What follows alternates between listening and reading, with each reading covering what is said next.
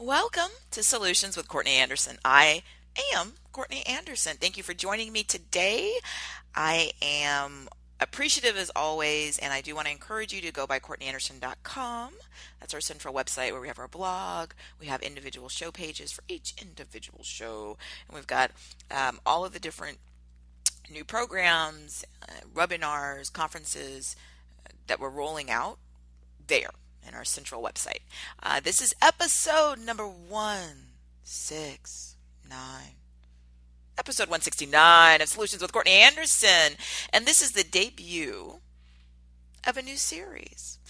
This new series, the entire concept behind it is that people ask me direct questions about things that I do.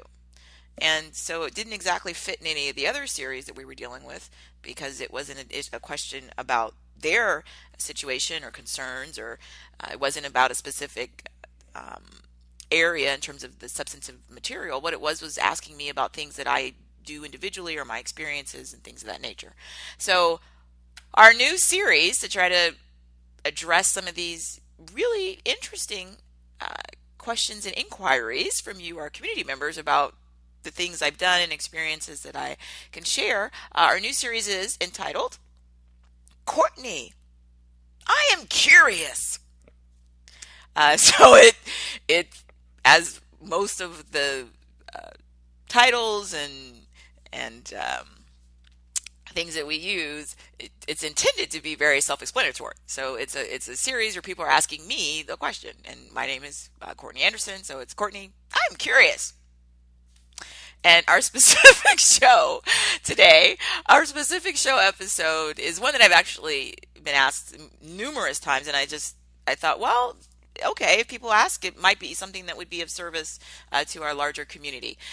So that's why we're starting this series, and that's why we're starting the show. So here we are again, episode 169. Please go to CourtneyAnderson.com. We have the show page where it'll have all the links to the things that I reference in our show. It will also have our show sponsors, and please support our show sponsors. Those are any ads, affiliates, things that you see that are on our web pages. We are working to expand this program. This is a daily program, so obviously we have a pretty intense production schedule. In addition to that, we also have the video program, which we are expanding, which is this show, but it's sort of a television version of it. And of course we have the website, and then we have all of the materials and programs and articles and ebooks and webinars. And so there's a lot that we're working on, and it's important that our sponsors know how committed we are and our community members are to creating the opportunity and space for the viability of these programs. So please support our show sponsors. And again, if you access our program, and there's an opportunity for you to leave a rating or a review, hopefully that's positive, on iTunes or Stitcher or anywhere else that you're finding us, please do so.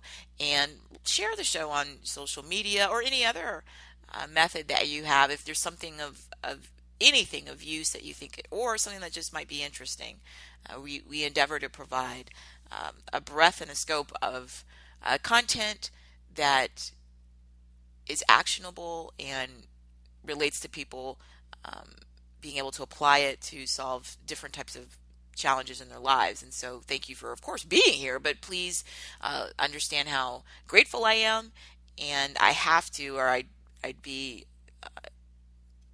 failing in my responsibilities to ask you to if there's anything that you, again, find helpful, to share our show. And again, to our global audience in all over, especially our increasing number of listeners through our data that we're now tracking in Germany and Argentina and Trinidad and Tobago. So thank you. And of course the US, Canada, Mexico, all over the world, thank you for being here. Wow, that was a lot. And it's all important. And my favorite part, of course, of the shows, or the show, I just love all of this. But as it's growing so quickly, now we're on episode 169, and we're adding all this new infrastructure to the business. I have to make sure that I'm doing my job to let you know how excited I am, how enthusiastic I am, and that we also do need, again, you to listen, to share, spread the word on social media, post ratings and reviews, and of course to support our affiliate and advertising and marketing partners and sponsors so that we can continue to grow. And also tell me what's on your mind. Send me your feedback. Give me a show idea. So our new show series, Courtney, I Am Curious, debuting right now, is specifically talking about, aren't you scared traveling all around the world as a woman? So our show series topic is, aren't you scared traveling all around the world as a woman? And again, one of the reasons this is the debut episode for the series is because it's one of the most common questions I receive.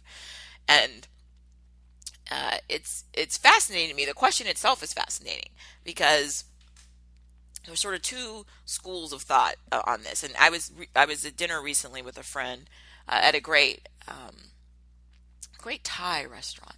Anyway, so we were talking, and so a lot of the people that I sort of socialize with, my friends and people that are in my life just because they're awesome.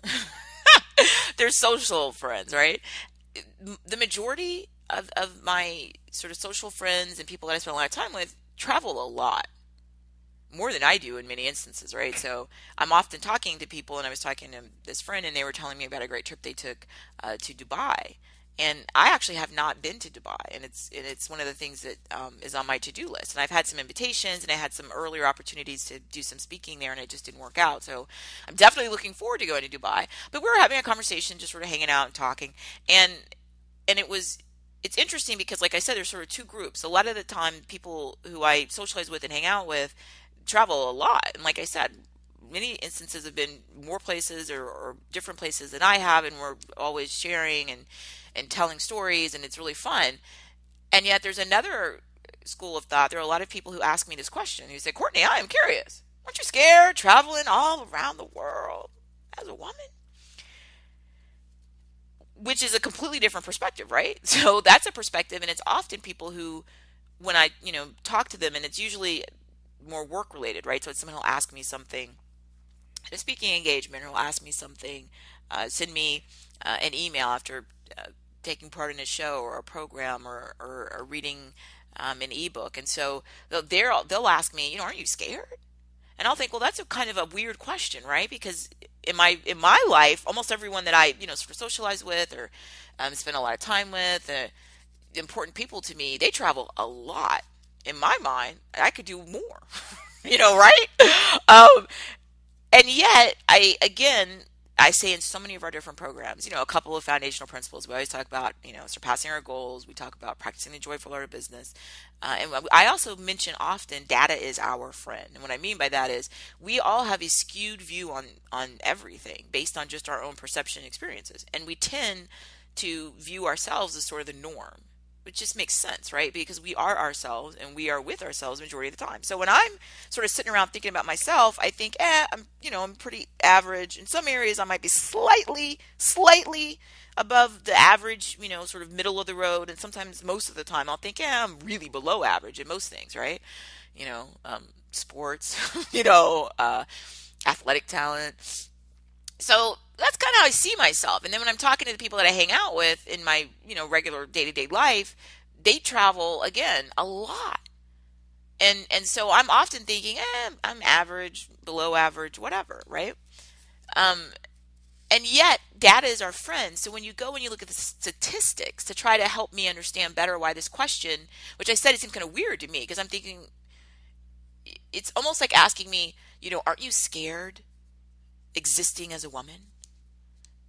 Because to me, traveling is the same as existing, right? I mean, I go to the market, I go to the store, I run errands, I do go to do my exercise, whether I'm walking around or I go to the park or I'm at the gym. I mean, I'm existing all the time, and in my mind, there's really not a difference between I'm going to go to the local store and buy some groceries, and oh, I have a trip coming up and I need to be, in Mumbai, or make my plans to get to uh, Hong Kong or whatever. Like, to me, it's not that different. I mean, there certainly is a difference, and I understand, to plan a little bit more, right? So if I'm going to go to the store that's, a quarter of a mile away, then that's different from, I'm going to go someplace that I got to get on a plane, and then I got to make sure that everything's taken care of at my home for my responsibilities, and there's a little bit more logistically to it, but to me, really, it's the same thing,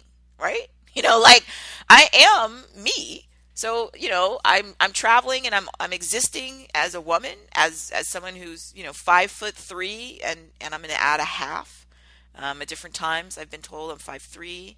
I've often been told I was 5'3.5", and why not go for the taller number if it's, kind of cool. Although it's cool being 5'3". My point is, I'm traveling and existing as me all the time. The same height, the same gender, the same uh, complexion, the same everything. So again, like, I don't really see the difference. I don't really, to me, it's not a big deal. I don't get it.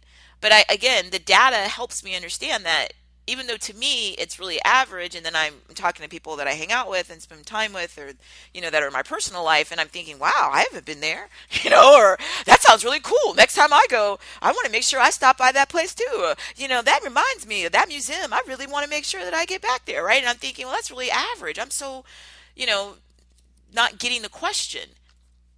So data is our friend, and so when you go to the show page, of course, this is episode 169, debut of our series. Courtney, I'm curious. And of course, our episode, Aren't You Scared? Traveling all around the world as a woman. You'll see some statistics in our show notes. So I have some statistics now. Of course, I live and I'm based in the States now.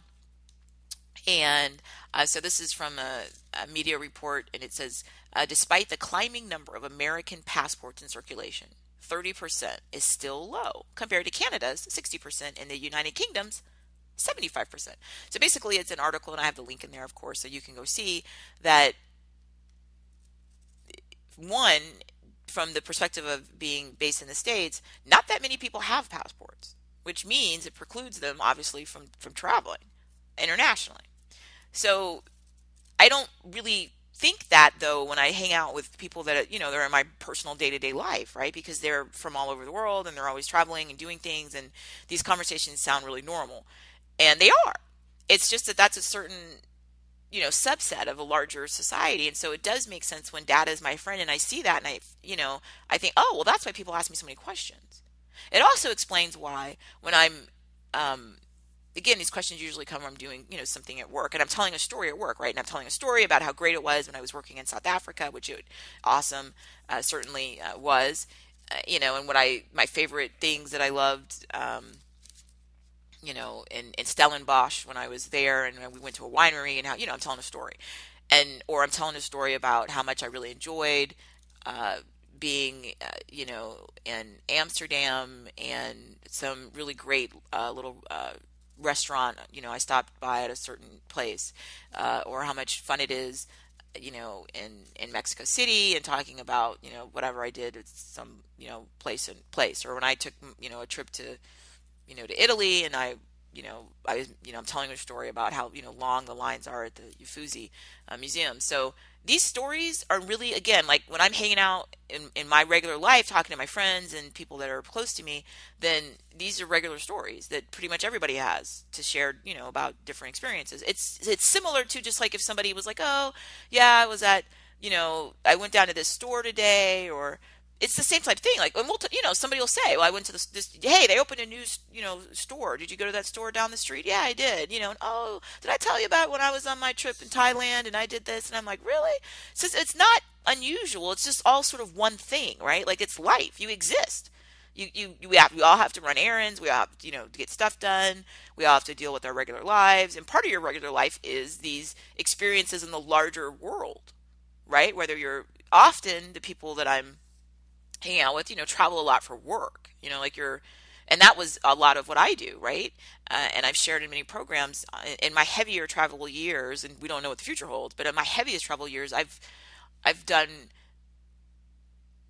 close to 300 days on the road, because I was working I was often working where I would do 5 different cities a week, right? So I every day, Monday I'd be in a city, Tuesday I'd be a different city, Wednesday I'd be in a different city, Thursday I'd be in a different city, Friday I'd be in a different city. So when I was working that kind of schedule, of course, I had incredible amounts of travel, and then I had a lot of long haul international trips that I was taking, right? So you go to Japan a couple of times, you're in Australia.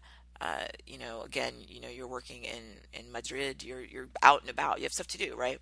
So it's not unusual or weird or anything because, like I said, the people that I sort of spend the most time with in my regular life have the same experience. So to me, it's like, again, I'm below average, whatever. And then I don't, data is my friend because it helps me understand that in that maybe in those small groups of people that are in my daily life, but in the larger scale, not really. And it does make sense why people ask me these questions. Because again, like usually when I get that question, or am I scared? I'll think, well, not anymore than I regularly am scared. And I'm not going to sit here and say I'm not scared at times. I think everyone is of all kind of things. I'm scared of, some types of reptiles frighten me, just the idea of them. I'm frightened of some types of insects. I am frightened of just sort of basic life stuff. What if I'm in a horrible, automotive accident or something? I mean, of course I'm scared. I also will certainly admit that there's, especially when you're going places you've never been, and it's exciting and exhilarating, but but it also goes through my mind, right? Like I'm sitting on a plane, like, I have to sit on this plane for 14 hours and 45 minutes to get from the Newark airport in the United States um, to the Mumbai airport. So I'm thinking about how long that flight is, and the other thing I'm thinking is, and especially my first time when you go somewhere. But to me, it's not that. Okay, so let me finish my thought. So the first time you go somewhere, there is that extra fear. What is it going to be like? I wonder what's going to happen.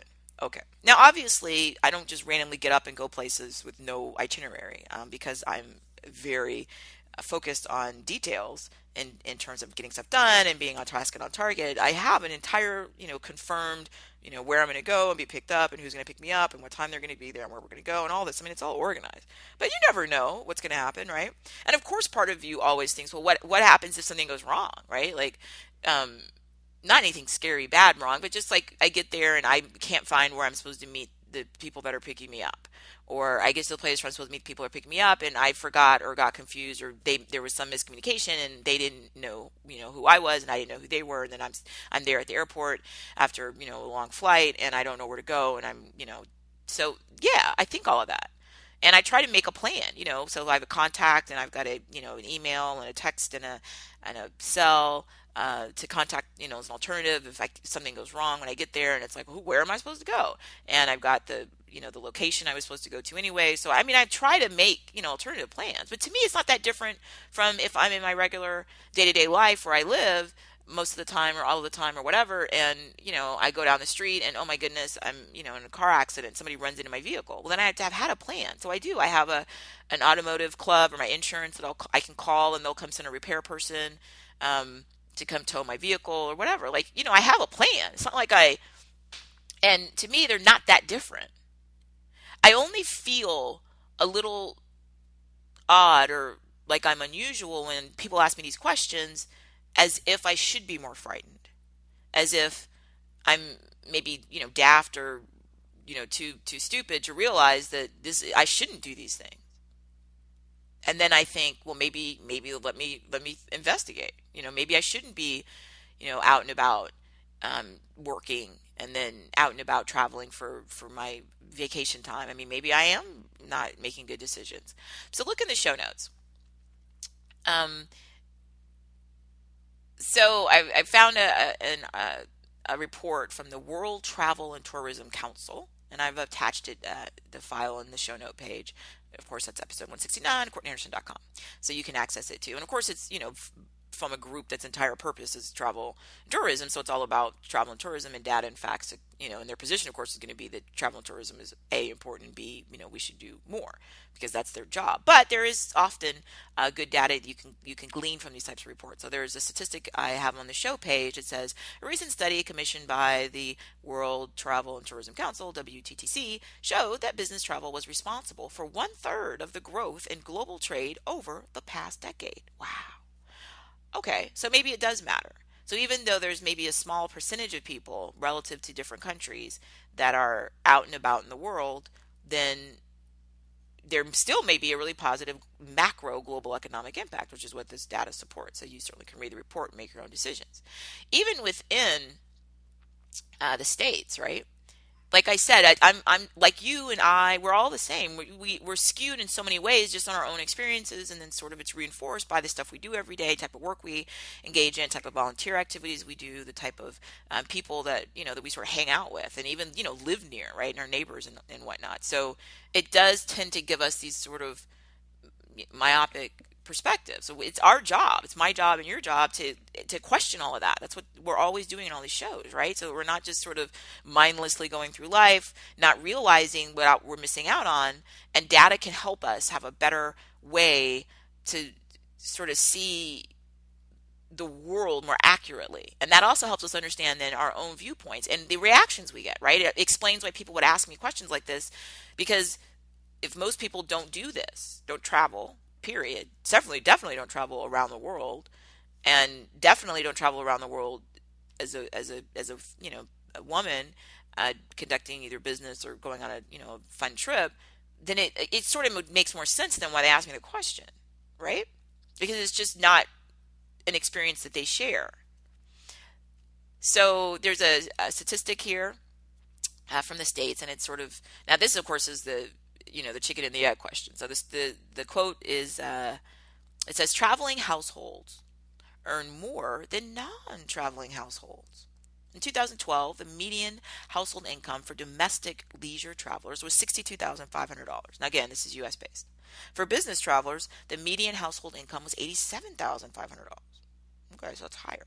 It said this compares to $52,800 for the general U.S. population. So the argument you could say, well, the first argument is general population households lower, domestic travelers populations higher, and then the highest household income is for business travelers. Now you could say, well, yeah, because maybe people who have the money to go on business travel already, that's because they have a fancier job and they're paid more as some sort of executive or business person or entrepreneur, and then that's why they make more money. So again, chicken and egg, what came first? They were wealthy and then they traveled, or they traveled and then they were wealthy. Obviously, I don't have the answer definitively to that, but we need to raise it. Let's keep looking. I have another statistic in the show notes, trying to come back to, the answer of the question is, am I scared? Yes, and not any more or less than I normally am scared. So again, if you said to me, Courtney, are you scared existing just in the world as you? I would say yes, I am. And again, I have many different things I worry about. I worry about, again, oh my goodness, whether it be a large tarantula, whether or not that's realistic, or tarantulas are where I am, it doesn't matter. It's just something I think about. Will a large reptile come and be able to attack me? Sure. Now, is it even realistic that type of reptile is anywhere near where I'm located? Well, no, but I'm thinking about it. Maybe I saw a movie about it one time, or I had a nightmare. I don't know. If you ask me, do I think about what if somebody runs into me while I'm on my bicycle, or I'm walking and I fall down and I sprain my leg? Do I think about these things? Yes. And do I have a backup plan? Yeah, I try to. I try to keep my mobile with me so I could contact somebody if I've been hurt, and then I have insurance or some emergency number I could call, depending on where you are in the world. There are different emergency numbers different societies have. In the States, it's 911. In some places, it's 999. It doesn't really matter, but just make sure you know what the number is. And then you call, and in many parts of the world, and that will summon emergency services to come help you. And then again, they also have private services that you can carry your own policies and pay privately to have someone come help you. Whatever. Like, I do these things. It doesn't mean I'm not scared. So I would answer, yeah, I'm scared, but I'm not scared about traveling any more or any less than anything else. And I'm not scared about being a woman, or being my size, or being my color, or being my anything else than I am, because I already am that stuff. So I just accept that as part of, the world. And I don't really think about it. Am I aware that in different parts of the world, there are things I need to be up to speed on in terms of how the culture treats people based on different things like gender, and in some instances, like um, appearance? Yeah, of course I am. But to me, that's just part of the whole process. You're investigating everything you possibly can about your world. So yes, of course. Are there safety concerns traveling? Yes. I would also argue, are there safety concerns just existing wherever you are? So let's say you're somebody who says, I don't travel, which is totally wonderful and acceptable and a perfectly great choice. Everyone, has different opinions. Even if you don't travel, it doesn't mean that you just have some sort of, safety shield around you by virtue of claiming you don't travel. I would still argue that you may not travel, beyond a certain amount of distance, but you probably still travel. You probably don't just literally stay in your, apartment or flat your entire life. You probably go around to different parts of your village or your city. You probably do some kind of movement.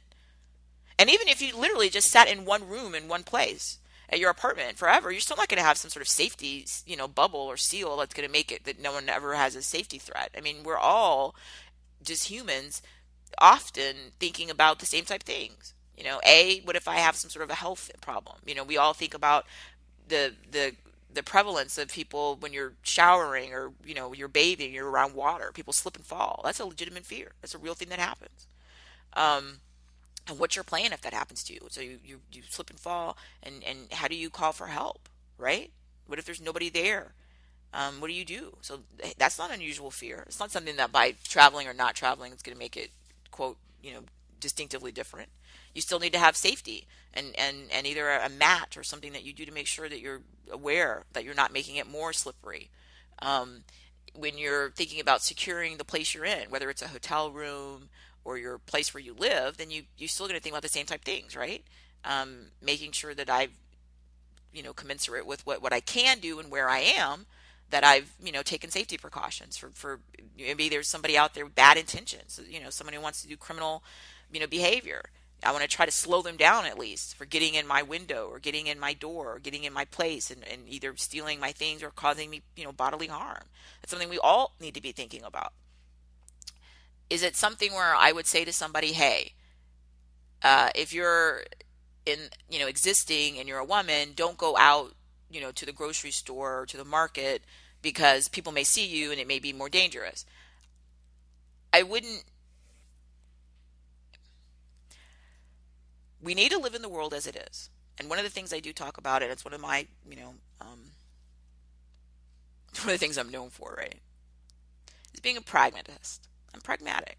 So yeah, if you live in an area or you're in an area that is statistically, again, data is our friend, high crime, then you need to be aware of that. I know there are many parts of the world that I've worked in and been in, where I'm not naive. I do. I research the data, and most of our governments will have websites that will give a travel alert if there's a certain area or region or something that the government feels that we really need to be aware of. If there's certain types of issues regarding, organized crime or random crime or crime against certain nationalities or people of certain appearances or women or whatever. As I said, I read all of that and I pay attention. And I don't do things whether it's where I'm living or whether I'm in a city I've never been to for the first time. I don't do things unaware of my personal safety. And we did programs a while ago now where we were talking about handling bullies and intimidation. And there's a book, The Gift of Fear, which I talked about in that series of shows, which I do recommend. It was all about handling bullies, intimidation, and things like that at work. But I sort of talked about things that would apply to handling bullies, intimidation, and not about how not to be a victim. I talked about how people who are out to do criminal acts, they usually, I mean, not always, sometimes people are just, intoxicated or inebriated or having a mental health problem, and they just act out just completely, without any thought at all. But often, the majority of the time, people plan things, especially habitual criminals. So they look around, whose bag am I going to steal? Which person will I pickpocket? They're planning. And we talked about in that book is a great resource for reminding us as humans, we have a lot of built-in safety mechanisms, right? Situational awareness, and the book talks a lot about how with interviews with people after a criminal attack or violent personal crime had happened, they often would say, "I had a bad feeling," and that bad feeling is is who we are as humans, and it's wired to protect us. We need to pay attention. So yeah, don't go out at the most desolate time of the day or night in the most high crime area possible, wearing inappropriate attire for that part of the world. Now, here's the deal. Even if you go out at the most, quote, highly populated time and in the quote, the safest statistical area wearing quote, the most conservative or whatever attire, you still have a threat potential. We all do at all times, not just from stranger danger. We have it from people in our own personal lives who we trust.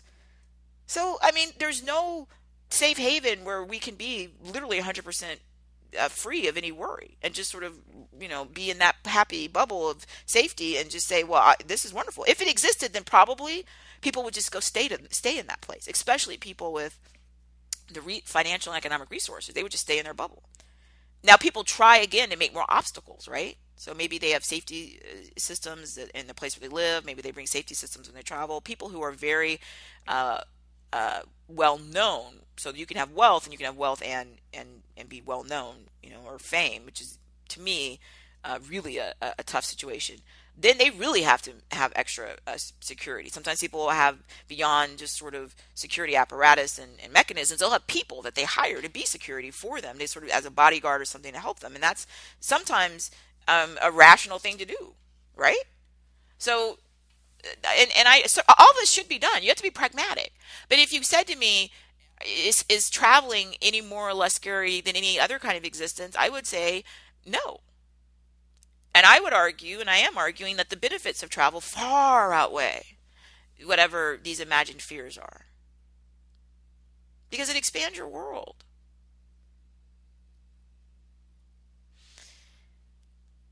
So, here's a statistic I have from a Harvard Business School. Okay, so we're talking about business travel. Why am I talking about business travel so much? Because a lot of what the travel I do is business travel. Especially when I used to. I'm not doing it now, which is one of the reasons I have fewer public speaking engagements. When I used to just say yes to almost everything that I possibly could make work. And I would have crazy travel arrangements where it would be like, okay, on Monday I'll be in Tokyo in Japan, and I will, give a big speech. And then on Wednesday I will be in Arkansas in the United States. Here's the deal though, the travel in between there and the time zone difference changes, it was insane. It was very difficult to do schedules like that, and I would do stuff like that. Partially because I just felt like I really need to get out there and get and improve my skills, and I need to work harder. And the other thing is I would say, well, it's possible that you can do this. Well, yeah, it was possible, but did it turn out well in terms of, was I not, you're not just jet lagged. It's just, it's also these massive time zone shifts, right? Where it was a different day when I left, and now so you have to really take that seriously. So now I put buffer days in, right? So now I'll say, of course I'll be in Tokyo. Yes, I absolutely am thrilled to be coming to Rome. I'm super psyched about being back in Amsterdam, but I'm in a buffer day around it, and what that means is so I travel. I don't travel on day one and then try to do huge events on day two. I put a buffer day in there for acclimating. Especially when it's really far, right? So really huge time zone changes. I take a buffer day so that I'm not trying to come off a 20-hour flight, and people think 20 hours? Okay, well, all your total flight time with your layovers. So a lot of these places, yeah, it is 20 hours or more. Certainly Australia, wonderful, beautiful part of the world. Love working there. That's a trip, depending on where you start. Now, if you live in Australia, you're like, oh, it's nothing at all. But then I'd say, well, then come to the States. Oh, yeah, that's a trip. Well, yeah, okay, it's all relative. But even when I flew from Atlanta in the United States to Cape Town in South Africa. At the time, that total flight time was like 16 hours and plus. and you had a little, I wouldn't even call it a layover, but the plane stopped in the Cape Verde Islands, um, off the coast of North Africa for fuel change. I mean, the plane can only hold so much fuel, so they land, they put more gas on, more fuel, and they also had a crew change out because there's rules about how long you can fly a plane. Obviously, I don't want my pilot to have been flying nonstop for 17 hours or something. That might be a little tiring, right? So but you don't get off the plane or anything. I mean, you just sit in your same seat or whatever. So, like I said, it's not really a layover. But the point is that I used to be like, oh, it's not that much of a challenge. Can you do that? Yes. Could I attend a meeting without a buffer day? Yeah. Where I just had to be there. Is it the same level of exertion if I'm expected to give a 4-hour presentation and a speech in front of hundreds of people at a big event? It's a different level of investment, mentally and physically. So I need the buffer day. And depending on how long I'm going to be somewhere and where I'm coming from and where I'm going, sometimes I might need 2 buffer days, where the first buffer day is, to make up for, hey, what if my luggage got lost? What if the flight was delayed? What if, whatever, which invariably happens. And then I take time to adjust the time zone, and then I take a little bit to maybe do some light work events with people, and then I'm ready, after that. It's been 48 hours. Now I'm ready to rock. Now let's get out there, and I'm going to do a 6-hour meeting, and it's going to be great. But I need to have all of this. Plus, you got to remember eating. A lot of these things sound stupid, but again, it's because it's just a shifting of where you are. So you might have left somewhere and it was morning, and then you were on a plane for 13 hours, and then you try to eat a little. But I have all these different rules I personally have. That'll be a different show, or I'll write an article about my suggestions for long haul travel. And to make sure you don't have stomach problems or sleep problems, and that you're comfortable, relaxed, that the time flies by. I have a whole system how this works. So you have to monitor all of that. And then when you get where you are, you got to remember, unless you're going to, just hanging out with friends, which is totally different, then, and you could say to your friends, oh, okay, I'd like to have a sandwich or whatever, when I get there. Most of the time, if you're going to be going for work, you're going to a hotel or, lodging facility, who knows? What'll be available, especially when you arrive. I know when I went to Hong Kong for work, my flight landed like after midnight local time, right? So by the time you get to your hotel, it's like 2 a.m. Is it likely that everything's going to be open, for food service and everything? Not really. It's 2 a.m. Even in the most global 24-hour cities,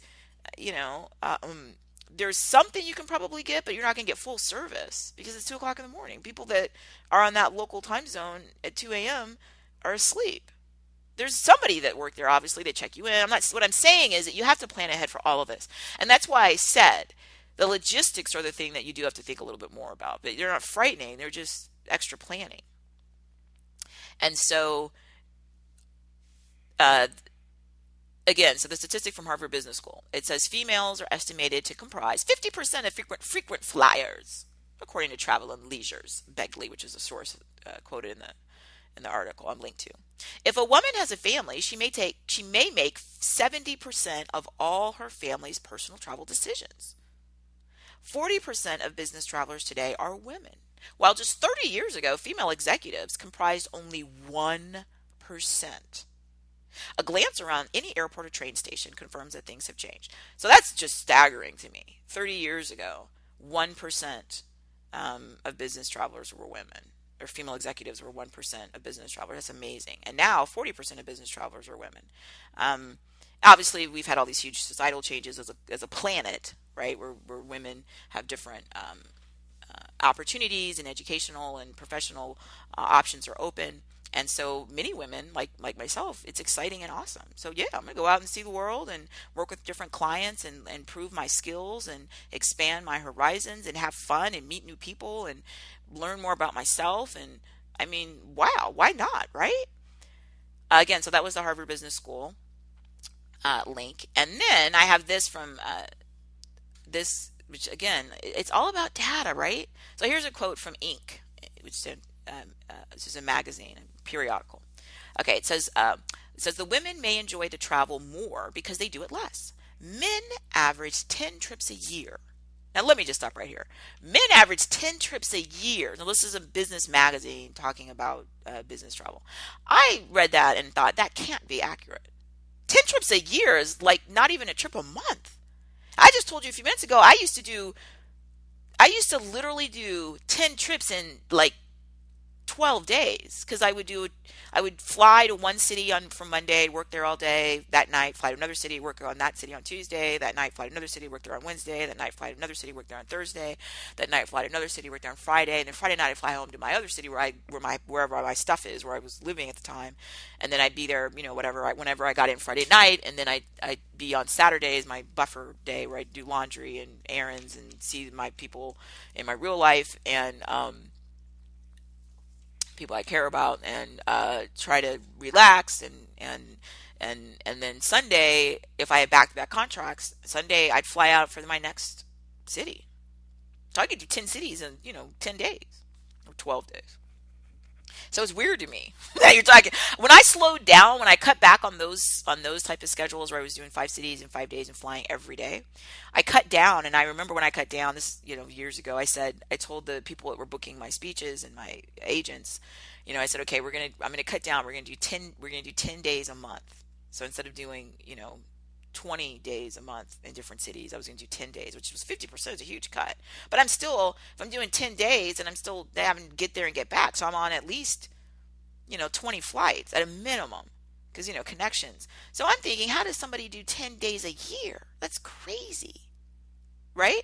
But again, I have a distorted view. And a lot of the people that I socialize with and hang out with or in my daily life and that, are important to me or, that live with me, they have similar types of schedules. They may even be in similar, types of situations where they're business people, they're entrepreneurs, they're professional speakers, they're entertainers, they're educators, they're artists, and so they have the same type of schedule. So it sounds so crazy and weird that 10 trips a year is nothing in my mind, right? I'm thinking, when I went down to 10 trips a month, I thought I was really doing something, right? I was like, look at how much time I'm not traveling. But again, data's your friend. I have a skewed vision of things because I was in a high travel, line of business activity, and I was hanging around with other people who did similar things, and the people that I also socialized with also had the same type of schedule. I was talking to a friend of mine that I'd known actually, one of my oldest, most dearest friends I'd known since I was like 13. And so she's a manager in the technology field, and so we were talking, and she was getting ready to go to Malaysia for work. We were talking, and I hadn't been where she was going, so we were discussing, and I was asking her, what airline are you on, and how long is it, and where are you headed out of, and what is the layover, and what are you going to? Because often when you do business trips, when you have the time, you'll sort of, when you have the availability, you'll sort of, if you can, set up some other trips. So it'll be like, okay, on the way back, are you going to stop, wherever and see, I don't know, whatever, Paris for a few days or whatever. And so we're talking, and it's a totally normal conversation, right? But again, the population of people that I talk to is sort of like you and I, people sort of do stuff sort of similar, and people that we've known a really long time. So these are regular discussions. And we never once did anybody say anything about anybody being any scared, because that wouldn't make any sense. It would be as weird as me saying to my friend, oh, are you going to go to the gym later? Because my friend loves being very fit and is very fit, and then me saying, are you scared? Because she would have been like, what? Why? I mean, not that she does not aware, that she's situational awareness and not going in some dark, scary place by herself at some weird time and nobody's there. But it's not like a conversation beyond it's just not, people are aware that, yes, again, there's not a safety bubble or seal or magic place we go to that I'm aware of. So you do, of course, want to always think about your personal safety and make really good decisions. One of the things when you're traveling, for men and women, at the front desk, they have tendencies sometimes in places where people, I think, who themselves don't travel a lot, they'll want to sit there and give you your room key and then say your room really loudly. You're in room 703. where everyone can hear it. And for all you know, or they know, one of the potential, people who want to be a criminal, uh, want to be engaging in criminal behavior could be there intentionally waiting to listen and hear what room you're going to go to and then follow you. I did have someone I knew years ago who was traveling around for her business, and she was not being situationally aware. She had a bad feeling on an elevator with another person that was on there, and so she ignored the feeling, which you never do, which is what I recommended in that book I referenced, The Gift of Fear. I'll put another link in this episode show note too. Don't ignore the feeling. What you do is, if you get a bad feeling, don't get off on your floor. Wait until that other person gets off. If they ride all the way up to the very top floor and they don't get off, then you don't get off either, and go all the way back down, because that's going to make them either have to attack you in the elevator. Hopefully there's cameras and everything and other people, and it'll keep opening. Or if you have to go all the way back down to the lobby with your stuff, then you do that. But you get the bad feeling, pay attention to the bad feeling. But this person didn't do that, and so they had the bad feeling, got off at their room. We're trying to get, because then you have all your stuff, right? You got your bag, unless you have one of the people that works there help you as a porter. If you're on your own, and she had all her stuff and she had the key and she's trying to get the key in the door and carrying her stuff, and before she knows it, the person who, sure enough, she had the bad feeling about, and she's not responsible for any of this. So please understand what I'm saying. She is 100% absolutely not responsible. And the anger and frustration I have is the person does a criminal act. But what I'm saying is, we can't stop those people from existing, and they are literally in every part of our planet. And I'm sure beyond, as we expand into other parts of our solar system. So what I'm saying is, all we can do is all we can do.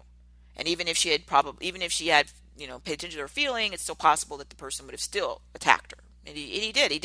He wasn't able to complete his attack, but he physically got to her and sort of pushed her. She fought him off. She, if I remember correctly, had taken some personal safety training. That's another thing we can do. No matter whether we travel never in our lives or we travel, nonstop. They have all kind of classes for self-defense. And why not take those? Why not learn some of the things that you may hopefully never have to do, but you never know. And it doesn't always have to be stranger danger. Again, it could be any kind of threat. Somebody that you know well. Maybe they take bad substances or drugs and have a break, or maybe somebody has a mental health attack and they turn and become attacking you. So it never hurts you to have self-defense. So she had done that. She fought the person off, but it still was a scary and traumatic and awful thing. The reality is that could have happened somewhere else. It could have happened anywhere. And we can't. Well, we can, but I would strongly suggest that we not use fear as an excuse to limit our opportunities in life. Bad things happen. Horrible, disgusting, reprehensible things happen. We don't stop living. We punish the people who do those things. We do everything in our power to prevent that type of thing from happening. And we will not be victims. We will not remain that. And my friend didn't. Very powerful, intelligent person. You must remember, you're working on surpassing your goals. You're working on joyful art of business. You're working on, of course, we all have fear, apprehension. Some of them are silly and ridiculous. Sometimes I'll see something and I'll think, wow, sharks really do seem scary, or dinosaurs are frightening. I'll watch Jurassic Park or something. The reality is, there aren't any dinosaurs that are alive that I know of that could attack me. Doesn't mean that I can't have a moment where I think I could be scared of a dinosaur, or a specific type of dinosaur, and people can't judge that. That fear is something that came, and I'm not ashamed of it. But I'm not going to sit here saying I'm not going to leave and go to the store because I'm scared of potential dinosaurs. I'm not going to not travel for business, or travel for just vacation, or just an educational experience to see part of the world I haven't seen. I'm not going to say I'm not going to go because of some fear, because there's fears everywhere. And again, I'm not exaggerating. We all know that people can get into a point, or unfortunately have other factors where they have the fear. I believe it's agoraphobia, right? Where they don't even leave where they are for all types of fears and anxiety, and need medical treatment and expert help to address that. So fear, real. Sometimes founded on something realistic, like that feeling, we get a bad feeling about, a situation or a person or something looks unsafe. Sometimes it's just totally irrational. I'm frightened about, dinosaurs, something that doesn't even, to the best of my knowledge, even exist right now. But it still exists. I'm aware of it. I acknowledge it. I try to have a plan, an alternative plan, right? What if the person that I'm supposed to meet at the airport's not there? What am I going to do? Do I have contact information? Do I know where I'm going? Do I have the way to access? Do I have my mobile phone? I mean, you plan. If you're not traveling, but you're just regular living, do you have a backup? Do you know who to call for emergency services? Do you have someone that you could reach out to if you needed help? Do you have an insurance or some other kind of service, often private pay, that'll come also be of assistance if something bad happens to you? I mean, those aren't anything other than normal, I believe, most of the time, totally pragmatic decisions. But we have to take advantage of the opportunities. 10 years, 10 trips a year. All right. So all of that was me sort of outraged and shocked that men average 10 trips a year, while women, this is the same Inc. Quote that's on the show page, women went on 3 trips on average. 3 trips a year on average for business women. Again, totally shocked by that. That number is just, to me, wow.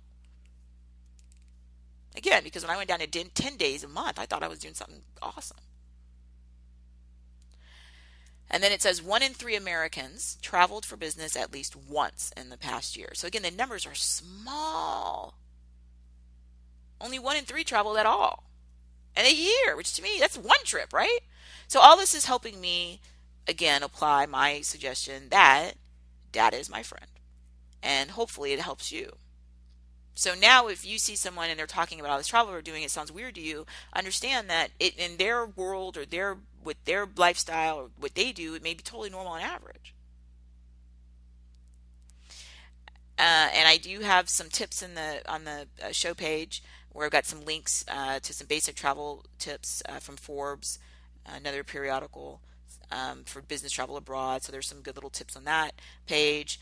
There's a link to a Fortune a magazine for women, powerful women traveling in style, some of their tips. There's another link to the Canadian government website for business women traveling, and then there's a link to the United States government website, just sort of general travel checklist. So those are some other links. And I do want to mention this as we are wrapping the show up. There's a link there to a BBC article, and it says, in corporate travel, female executives are often interested in 2 specific areas: safety and connectivity. Well, again, yeah, safety, yes. Here's my point.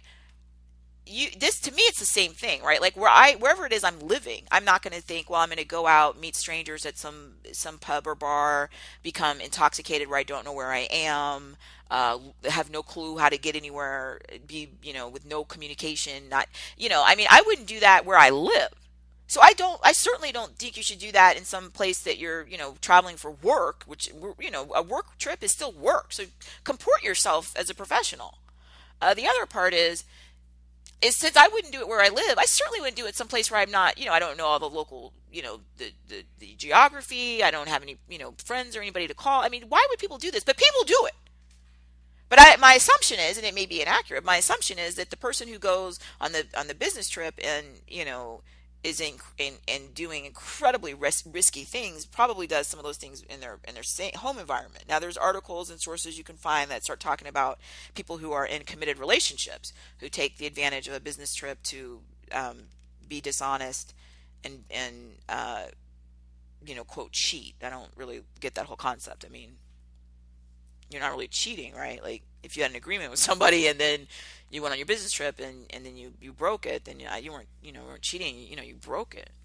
Who are you, right? But there's articles out there about that. I don't talk about it because it's not anything that I have ever dealt with or hope ever to deal with, and I'm not, it doesn't even enter my mind. Again, it's the world, and you're always you. Everywhere you go, there you are. So you should comport yourself basically pretty much the same. So yeah, I wouldn't make, very dangerous decisions where you live or when you travel. But people do this, and what can we do? Even if people make dangerous decisions, of course, it's never their responsibility if some other, person or group of people are criminals and decide they're going to engage in criminal behavior. That's 100% the criminal's fault.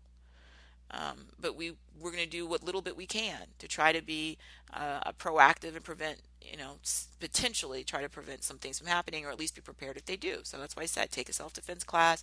When you decide you're going to travel, you need to read about where you're going, because there's going to be literally it's an endless list of cultural nuances that you don't know, especially if you've never been there before, and it's everything about how close people stand to each other, personal space issues, how loudly or softly people speak, how people comport themselves. I mean, there's so all these expectations that when you live somewhere, you pick up. But when you just go somewhere for the first time, you're just blindsided. You need to be prepared. You need to read everything you can about that place. I know some places you'll read and you maybe even have advice and say, well, when women go to this place, these, things can happen. Be careful. I've gone to not all, but I've gone to a lot of the places that you'll read that, be careful. Of course you're careful. Of course I'm careful. Again, I'm not thinking, well, I could go to where I live and have something awful happen, and I don't limit and I don't say no. What I do is I make sure that I'm planning ahead for safety. I'm doing everything that I can think of. I am aware and understand what I read so that I'm able to sort of have a heightened awareness of that, but I'm not going to not travel. When there's an opportunity for me, this is my shot. This life, this right now is my shot. And I'm going to take it. And I'm going to see as much of the world and serve as many different types of community members and clientele that I can around the world. And I'm going to learn about as many different types of businesses and legal systems, and be able then to better serve my customers and my own intellectual and interests. I mean, I'm taking my shot. Yeah, I am frightened. I'm frightened all the time of all kind of stuff. I'm still going to go. And as we come to the end of the show, I'm going to say this. I have never not gone. Every time I sit somewhere and I'm frightened. Mostly if it's travel, it's not about work for travel, but it's often when I'm moving myself, right, to some new place I've never lived or I don't know anybody, and I'm frightened. Of course I'm frightened. Will I make friends? What will happen? Is it be a disaster? Of course I'm scared. Petrified sometimes. I cry, I worry, and then I jump. I always jump. Because I think of it like this, it's like a pool. If I jump in the deep end and it fails, well, then I'll just swim to the shallow side or grab the wall. But I'm not going to not jump. I'm not going to not get on that plane. I'm not going to not move. I'm not going to not take that opportunity. It's my chance. And I've talked in other programs about how aware I am as a woman, as a Black American, that I have opportunities my my parents and grandparents didn't have because of the culture and the laws and the different things that they were prevented from doing. I have a chance, and you know what? I'm taking it, and I do. It doesn't mean I'm not scared. It doesn't mean that sometimes I'm thinking, oh, you are really goofy, because sometimes I am goofy. But I still do it. I'm gonna go. One of the things that we did a show a long time ago now, relatively speaking, here in episode 169 about regrets, and I said something along the lines of, I don't really have them, and the reason is because if there's something I had an opportunity, I took it. I take it. Now, sometimes it is a just catastrophic failure, and it was a nightmare, and it was horrible, and I did a bad job, or I messed up, or it didn't work out. But I always take it because I feel when I owe it, just sort of to the idea of my ancestors, all the people who couldn't have opportunities, I'm going to take them, and I'm going to try my best. And even when I mess up and I didn't do my best, or I screwed up, yeah, I'm hard on myself for a bit, and then try to figure out where I went wrong, and then I try to regroup, and then I'm going to take my next shot, and I'm going to keep taking every shot I get. I feel like I owe it. I owe it to myself. I owe it to all the people who haven't had the opportunity. I owe it to the people on this planet right now who, because they're women, aren't able to, and there's places like that. So if I have the chance, yeah, I'm going. And again, I'm going to do everything in my power to prepare and be the best business person I can be, and be the best professional I can be, and be the best educator I can be. And sometimes I have days where I just think, wow, that was more phenomenal and amazing than I even dreamed. And I have other days where I mess up and I'm mad at myself. You keep going. This is it. Just like if I'm at where I live and people are, oh, there's a new store. And I think, okay, I'll research a little bit. Where is it? What hours is it open? How am I going to get there? And then you know what? I take it. Now I may go to that store and think, I never want to come back here. I don't really like it. I may go to that store and think, that's the greatest store I've ever been to. But my point is, I take the shot. I take it while crying. I take it while worried. I still take it. Because then you know it. You don't have anything to regret because you know what happened. You either went and did it and it was awesome, or you went and did it and it was horrible, but you went and you did it and now you know. And then you have a story to tell, right? So in your world, wherever you are, whatever opportunities there are, take your shot and trust and rely and believe in your ability. And why not you? Thank you for joining me. As always, please come to CourtneyAnderson.com, share your feedback. Again, please share the show on social media. I do want to mention one of our show sponsors is Last Minute Travel, which makes sense. We talked about travel. So if you have travel on your mind, please visit them through the links on our page so that they'll know that you came from our site, so that we're recognized for that. And of course, it's part of our business compensation program. And thank you. And get out there, see the world. Do more than you thought you could. Thanks.